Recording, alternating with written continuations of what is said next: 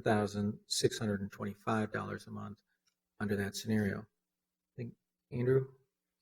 Hi, Andrew Commerce. I wanted to run through a few other options. New construction won't help.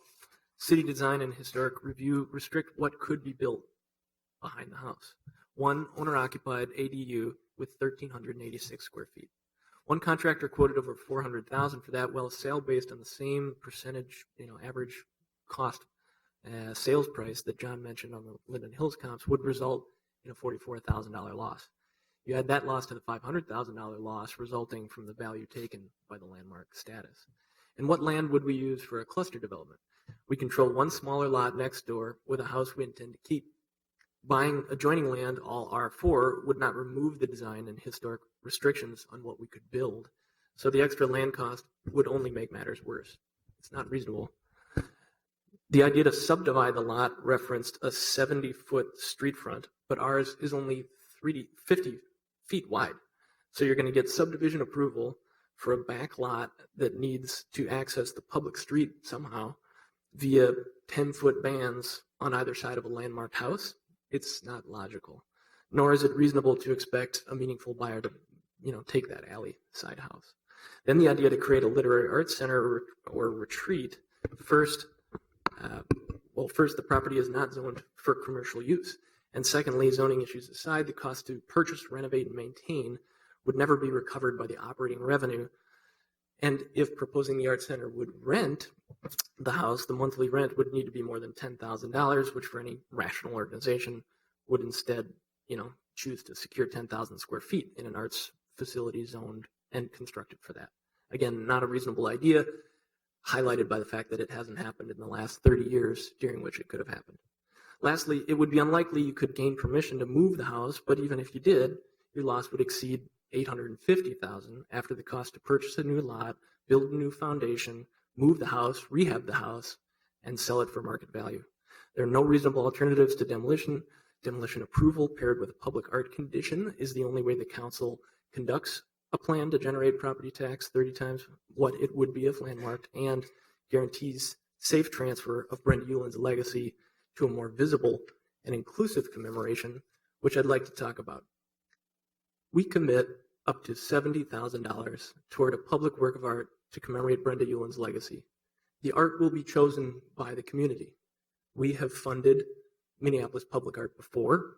I worked with Mary Altman, the city's public arts administrator, and local artists, including Marcus Young, the former St. Paul public arts administrator and a master at leading a process to brainstorm public art ideas. In 2012, together, we created Bee and Reverie, a sculptural installation of 500 cast bronze bees dispersed across the Twin Cities. I spoke with Ms. Altman and Mr. Young in the last week, and both would be thrilled to engage again with us and our community on this new public art project. We predict those in the community who revere Brenda Ueland's legacy will lead us to create a more visible, accessible, and meaningful tribute than the house could ever be. Thanks. Okay, thank you. Are there any questions for the applicant? Councilmember Goodwin. Mr. Gross, Mr. Commerce, thank you for being here today. Are you willing to sell the house to the neighbors for the price you paid for it, plus whatever your holding costs are? What if they could? How do you know that they could or couldn't raise the money that they would require to do what they want to do? If they were able to do that, we could broker a deal right here. Are you willing to sell the house to these neighbors to do what they want to do? It's a simple yes or no. That's an excellent question. No, because we don't believe that this house in this location is where Brenda Ueland's legacy should live. She's a writer. Her legacy lives in writing, and having some other thing is a better way than a privately owned home that someone can point to or whatever. The house was always intended to be developed, always. And in fact, Ueland's owned estate sold it for land value, and it's always been sold as land value. And we bought it at land value, not for the house. So it's about development. It's not really about Ueland and the historical thing, because if they could do it, I mean, yeah, they're late to the game. I agree. They probably should have suggested this 2, 4, 10 years ago. But if they were able to buy it right now and do what they say they want to do, and kind of call the question, you don't want to sell it anyway because you really want to develop it because of its R4 status. That is true, and that's what the city has wanted out of that. And also, I don't believe they could get it done because they would have to get the necessary approvals. The neighbors would have to approve having a commercial center right there. They would have to get the funds. I don't think they would ever get that. I think we've answered the clarifying question. Yeah. So that's fine. Okay. So we'll have an opportunity to come back up just again, since I think we'll have a lot of questions and testimony coming forward, but I want to make sure that we get a chance for everyone to speak. So thank you so much. Thank you. Is anyone here wanting to speak in support of the appeal? Why don't you come up first just to kind of keep it clarified there, and then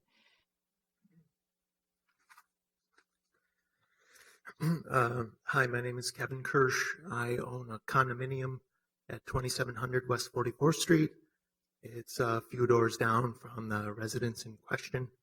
I read the 55-page report that was summarized earlier at this meeting, and I was going to summarize some of those parts that stuck to me briefly. That the interior space does not have any direct link to her significance as a writer or a professional woman. It appears to the property does not provide a lot of context that would be useful in interpreting her work or the impetus behind its production. The home does not hold significant architectural value. Saving the home, as the developers who I've never met before or seen in my entire life, is a lofty goal, but there is no known nonprofit interest that is publicly announced such an agreement. Removing the dwelling and adding a multi-dwelling house or building is appropriate, as everyone has said, because it is already zoned that way. And further, adding more housing is in line with the mayor's publicly stated agenda to add more housing and increase the residents in the city of Minneapolis. It seems to me that a reading room or dedicated library space in Linden Hills Library or other location would do a better job of securing the author's legacy than an outdated dwelling. I wrote in my notes here that it seems like if the developer would announce a public donation to establish such a legacy, it might end this entire conversation. It's very gratifying to me to hear that they have done so. I don't mean to diminish the author's legacy or history. As an English major and lover of literature, however, I have never trekked to any author's house to find inspiration. I find inspiration from their work itself. Thank you. thank you. Okay. Would anyone else like to speak in favor of the appeal? Come on up, please.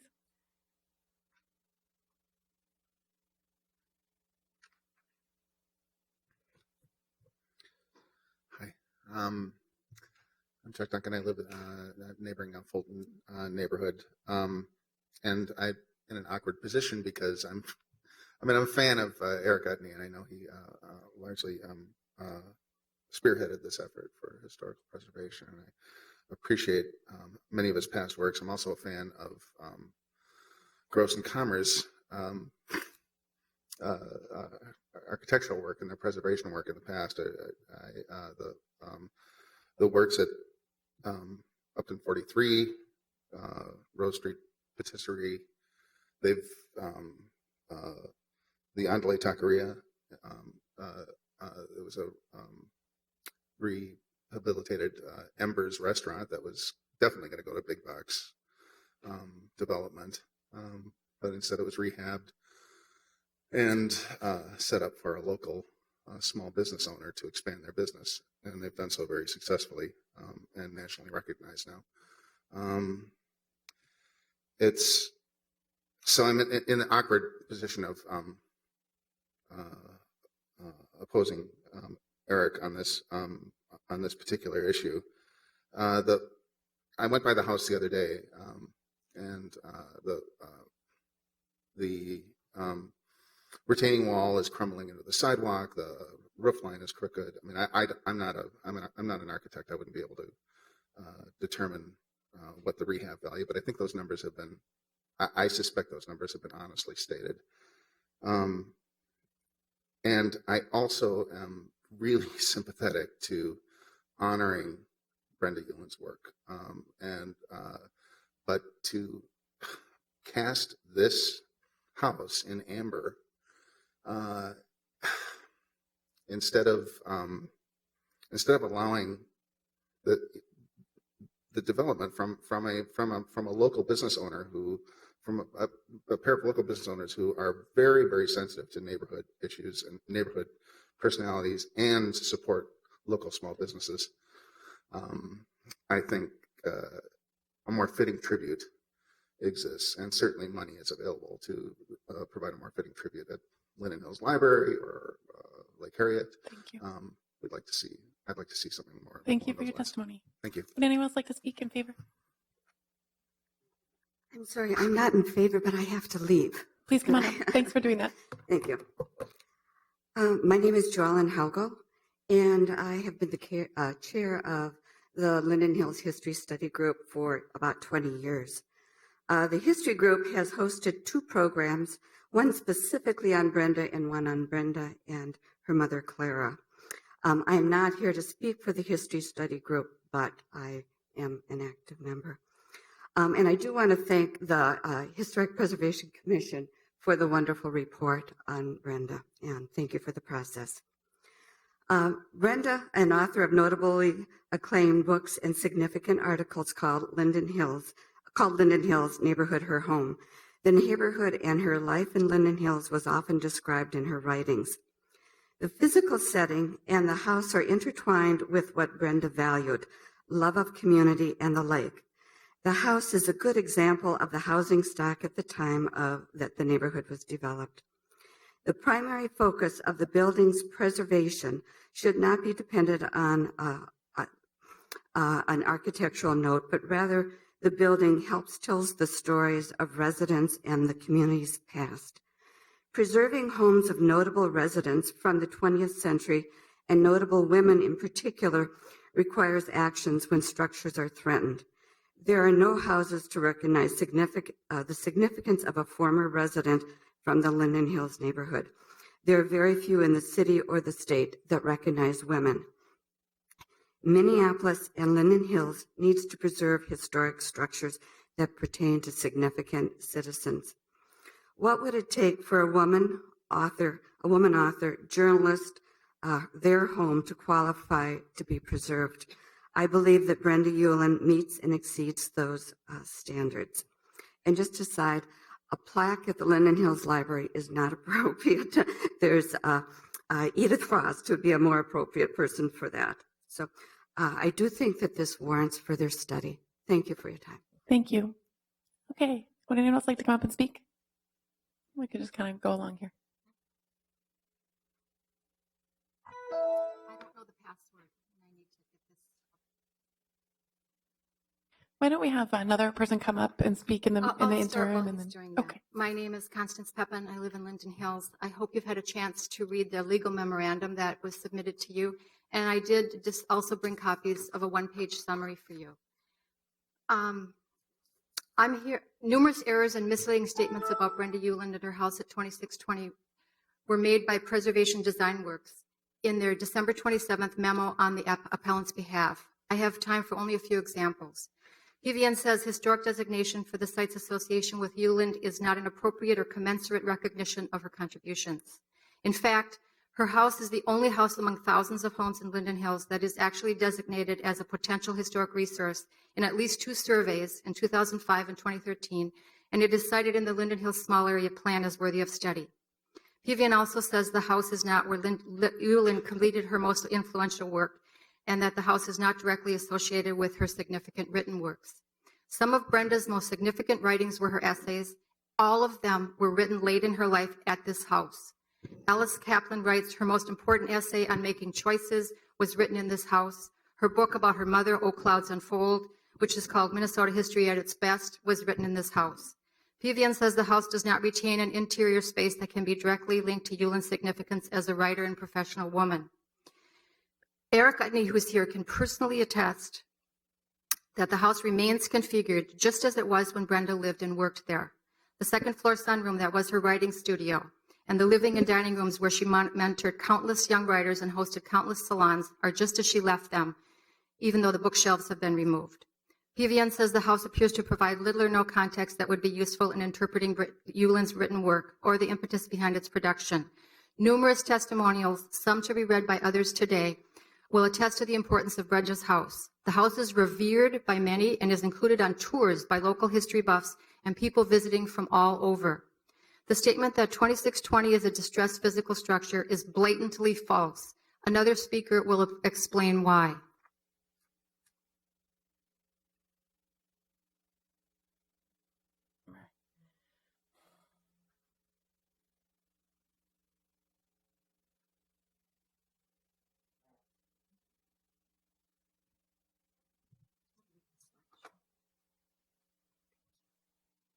Ms. Pepin, I just want to note that our 2 minutes is up. I'm done. I was waiting for the Oh, next speaker okay. to come up. Sounds Yeah. good. I was going to let you go through it, but Apologize. yeah. No, thank you, Mr. Christensen. Welcome. Madam Chair, council members, my name is Anders Christensen. I'm a painter by trade.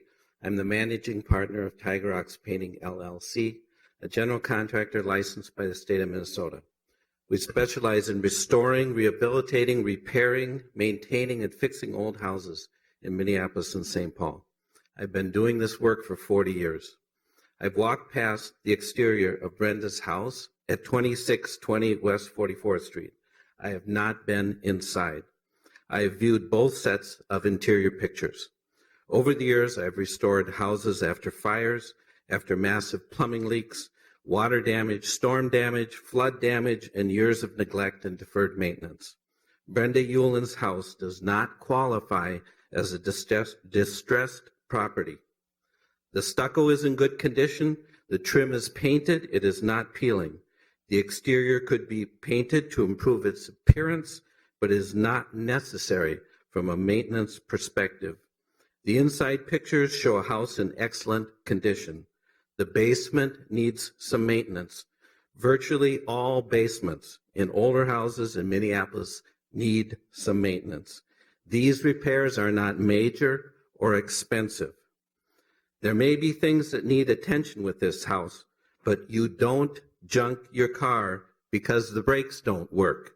You fix the brakes. The estimate of $300,000 to stabilize this house would be laughable if it was not public testimony designed to influence a public decision. There is no scope of work. This is not a professional estimate. It is designed to scare people without professional experience in working on older buildings. I can think of a dozen of my peers who would love to make these repairs. Realistically, this is a $20,000 to $30,000 tune-up. The $300,000 estimate is in the realm of alternative facts. The contractor has a financial relationship with the owner. This is a fraudulent estimate designed to give you cover if you proceed with demolition. The property manager states that Brenda's house is not rentable. Seriously, a single-family house this close to Lake Harriet can't be rented. This testimony is not credible. It does not reflect the actual condition of this house or the condition of the marketplace. Please don't base your decision on false testimony. You have seen the pictures of this house. In this case, your eyes can see the truth. Thank you very much for your time and Thank you. attention. Wonderful. Next speaker, please. Come on up. Yeah, come on up, please. How many more people would like to speak? Okay. Yep, let's keep. Hello, my name is Alicia Gibson. I live at 2105 Bryant Avenue South, which is not in this particular neighborhood. Some have suggested that despite the fact that this home has been correctly identified as belonging to a historical figure, the rule should not apply in this case because the house was not the site where a major work was produced. I would urge everyone on this committee to consider the way this kind of narrow interpretation of the rules perpetuates the disappearance of women in history. I would also urge everyone in this committee to consider how we determine what counts as a major work. Brenda did, in fact, spend the last decades of her life in that house writing. For one, she worked and worked and worked on a biography of her mother, whose loss she was so unable to accept that she could never complete the project. In fact, I came to Brenda Ueland through that unfinished biography of her mother, Clara, which was published after Brenda's death in 1985.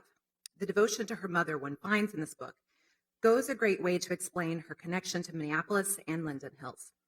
Clara had been the most important, this is the mother, had been the most important woman in Minnesota politics for over 20 years when she died unexpectedly in 1927. She was killed by a motorist while stepping into her driveway near Lake Calhoun. Clara had been the state's suffrage leader, serving first as president of the Minnesota Women's Suffrage Association and later as the president of the Minnesota League of Women Voters. What is more, she led the charge for the establishment of kindergartens throughout Minneapolis, so thanks goes to Clara. And she was a stalwart champion of civil rights before it was known as such. 3 years after Clara's death, Brenda gave up the creative opportunities of New York City and returned to the neighborhood of her childhood, where she would walk the lakes and lanes filled with memories. It is as though Brenda returned to Minnesota to keep watch over the place her mother had loved so dearly. The mother story is important here because it is in that house that Brenda worked so diligently to preserve her mother's memory. It is also important because for so long, it is only through the achievements of their children and the work they did in their homes that many women find their footnote. Today, we have an opportunity to preserve the home of this writer, mother, daughter, and in turn honor the legacy of her remarkable mother, a true Minnesota hero. This opportunity must not be taken for granted. This is our cultural inheritance, and as the current political climate makes clear on a daily basis, we are not yet past the point of needing concrete reminders of women who both cherished their homes and their houses and persisted in asking for more than their meager portion of historical obscurity. Thank you. Thanks. Next speaker, please. Did you want to come? I'm reading a letter on behalf of Patricia Hampel, memorist. Oh, wrong microphone. Sorry. Linda Berg. I live in Linden Hills. I'm reading a letter on behalf of Patricia Hampel, memorist, regent, professor, University of Minnesota. I visited Brenda more times than I can count in that house. I was welcomed as the next generation, as someone who wanted to be a writer. Her house was a campfire where I warmed my future. Preserving her house is about safeguarding the future, oddly enough. It is a mysterious fact that Minneapolis is the home to more literary publishing than anywhere outside of New York.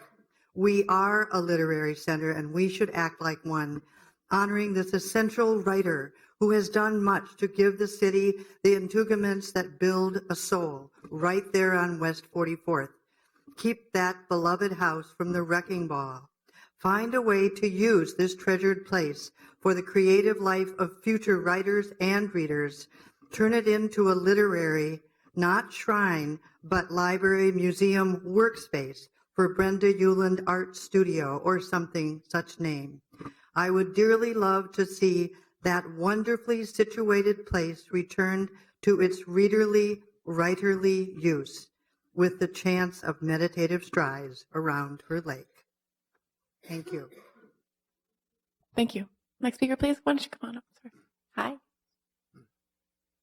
Hi. Good morning, Madam Chair and members of the Minneapolis City Council. In addition to a letter that I sent to Aaron Hanauer, I'd like to offer these few remarks.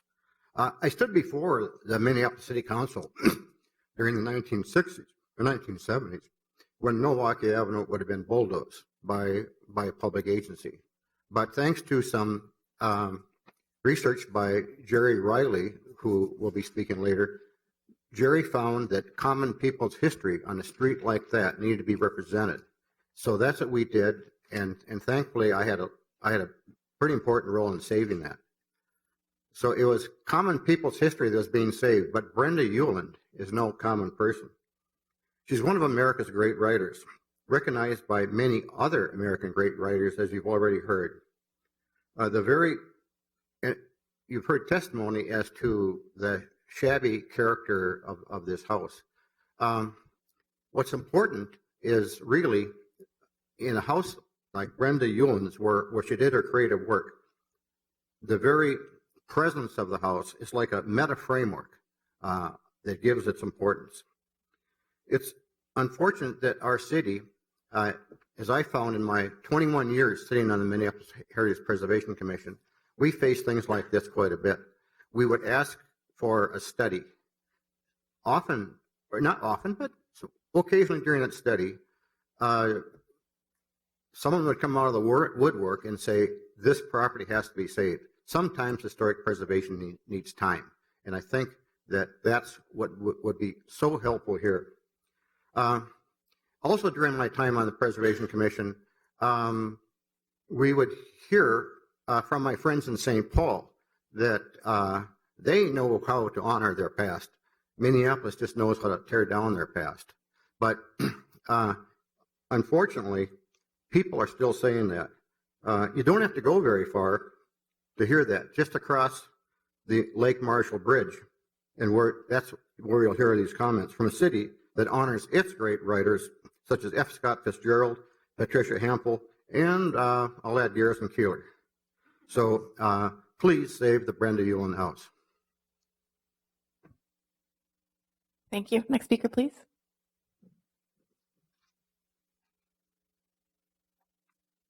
Hello, my name is Brandt Kingman. I'm a friend of Eric Utney's, a supporter of the arts and the continuation of properties that encourage contemplation and historic awareness.